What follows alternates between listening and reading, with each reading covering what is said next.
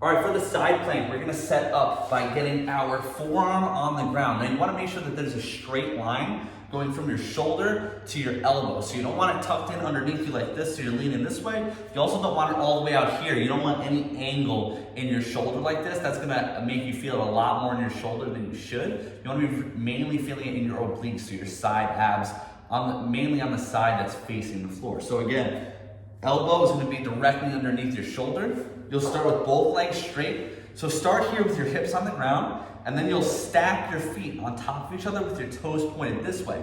This top arm, you can put that on your hips. You can go up in the air, whatever's comfortable for you. But if you go up in the air like this, you don't want that arm just kind of just hanging in the wind. You wanna go like you're stiff arming the ceiling, so you're stacking those shoulder blades.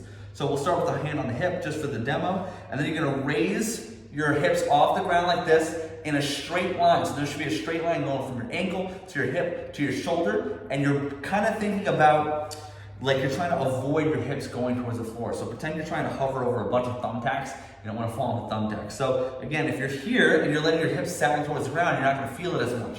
Get those hips parallel, stack your shoulder blades, open up that chin, open up that chest, and then you're just holding here for the allotted amount of time. So if you're looking at that from the other angle, from behind, you want to make sure that when you're up in that side plank, that you're not leaning this way. You don't want to be leaning like this and kind of looking over your shoulder. You want to be parallel, and you also don't want to be closed in with your butt popping out. Parallel to the ground, hand on the hip, stack the shoulder blades, and then we're hanging there. As soon as you get into that position, you should immediately start to feel a burn right in those side abs.